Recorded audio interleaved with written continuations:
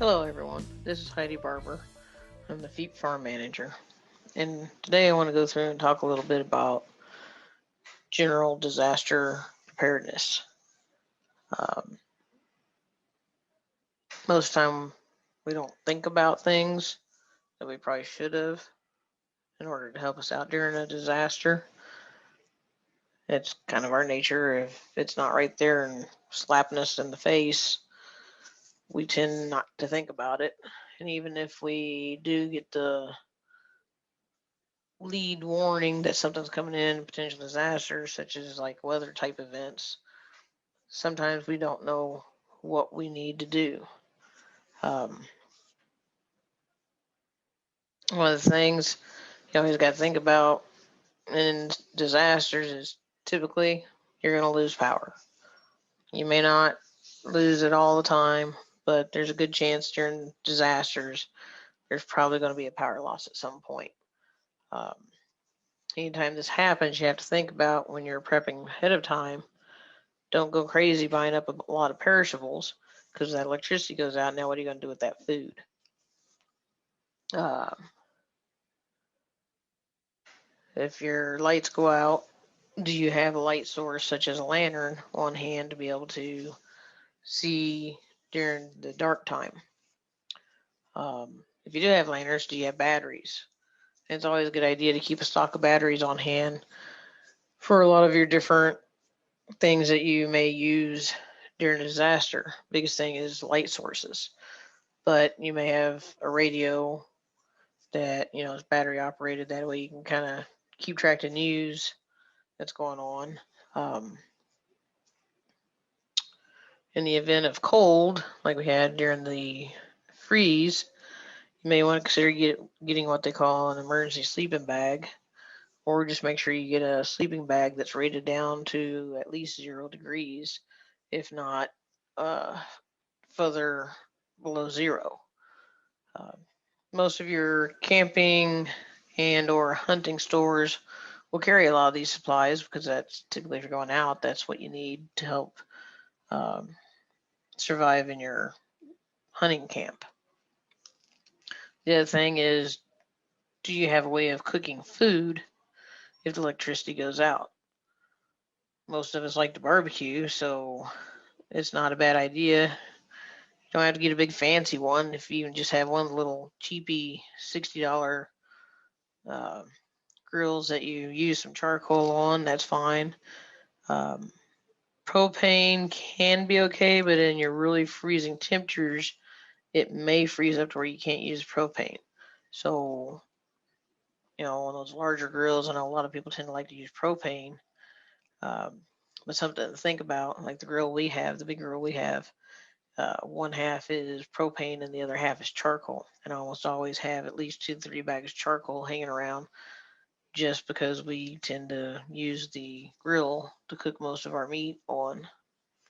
Um, so that's something maybe to think about is charcoal grill. That way you do have the ability to cook food and heat up water. Um, Something to think about with that disaster, what I was talking about, is you may have the electricity go out. Most refrigerators will only keep food up to about 4 hours before it starts going bad when the electricity's been out. And then with your freezers, depending upon how full they are, you can go roughly 24 to 48 hours on the freezer before it starts thawing out and you start losing your food from your freezers. Um, if you can, get some generators. That way, at least your fridge and freezer you can hook up to it. Just remember, don't run your generators inside because of the carbon monoxide poisoning potential. Make sure you have extension cords that you can run out to the generator and leave the generator outside. Um, but barring that, because maybe you can't afford to go get a generator, it's not necessarily in your budget. Uh, get some coolers.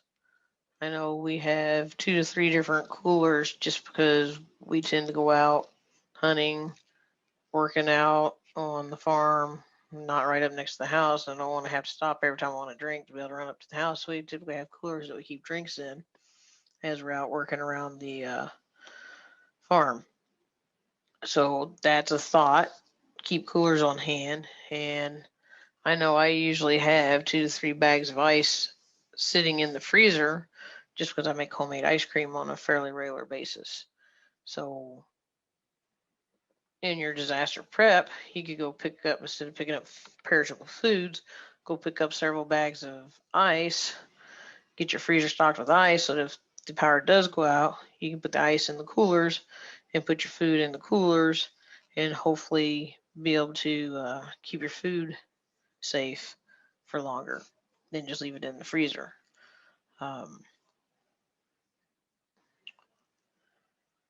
and kind of on the other train of thought on that, when you're stocking up for a disaster, um, like I said, don't go crazy buying up a bunch of perishable stuff because if you lose power, you're probably going to lose that and you're going to lose whatever money you spent typically on those particular groceries. Instead, go out and find um, your canned goods that can either be eaten cold or if you've got your handy grill floating around, something that you can put on the grill and heat up. That'll go a lot longer for you. And I know where we used to live out in New Mexico, because we usually went into town once a month to get groceries. So a lot of the items that we picked up then were typically either frozen goods or canned goods, and most time it's canned goods, just because you have a fairly long shelf life on those canned goods. And if electricity goes out, you're not losing those items.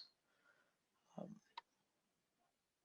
so just some food for thought at that, because like you've got your canned tuna, um, you've got several different options out there as far as things that you can get that you don't have to cook, or like I said, if you got your grill, you can heat it up based on your preference. Um, the item I have up here is hand warmers. Hunting, camping goods section, typically I have them. You can go on Amazon, order them.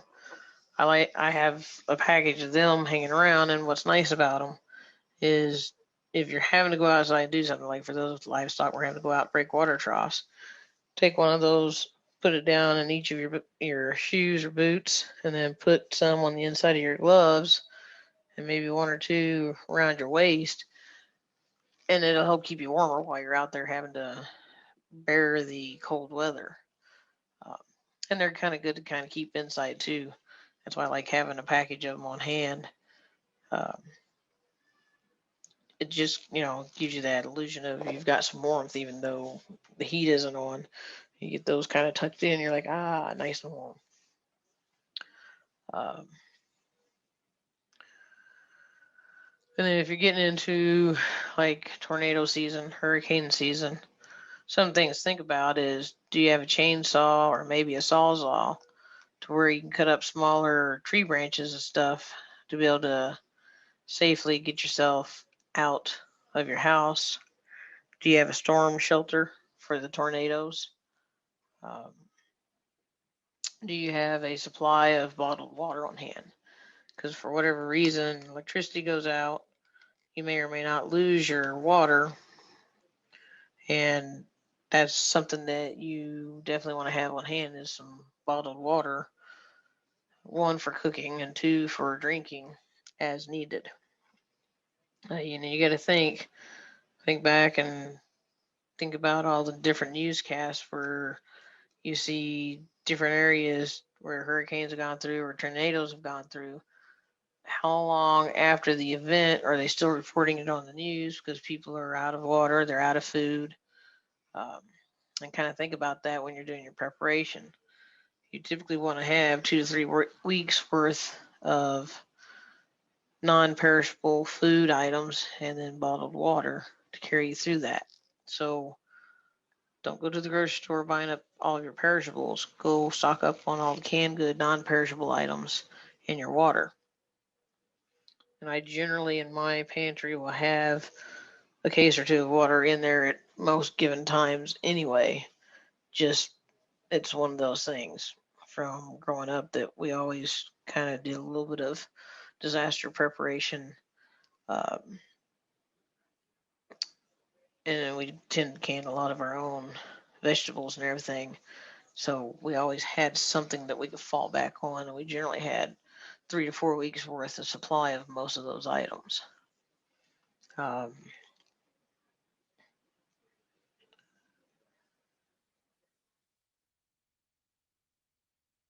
Pretty much. And if you go out on different websites, you're going to find, especially if you go to like FEMA's website and some of those others, if you pull up disaster preparation, a lot of those have a checklist for things you probably should have on hand in preparation for potential disaster. Whether it's a freeze event, whether it's a tornado, earthquake, whatever, take a look at those and maybe make a section of the garage or a section of your pantry that is your prep stuff for those disasters. And on your non-perishable items, try to rotate the stock out. So if you got a set of items that you typically keep in there, whenever you go to the grocery store next, pull out the ones that were in there and replace it with the new ones you just bought. And we keep your stock fresh.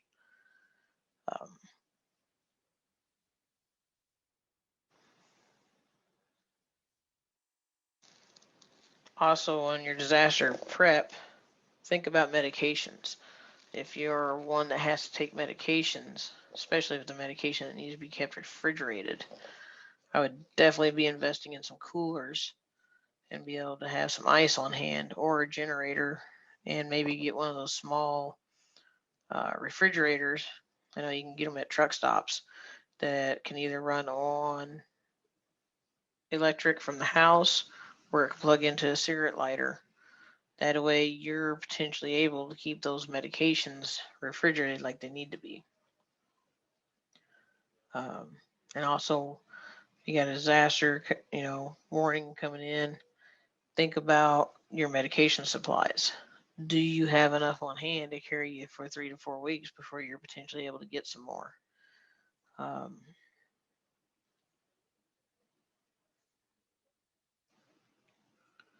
So just some food for thought. Go out there. Like I said, I recommend going out to FEMA's website and pull a disaster preparation checklist from there. It'll give you a pretty good list of things to keep on hand. We've already covered a fair chunk of them, and it'll probably cover a few that I've forgotten about or not thinking of right off the top of my head. And that should help you for any future disasters.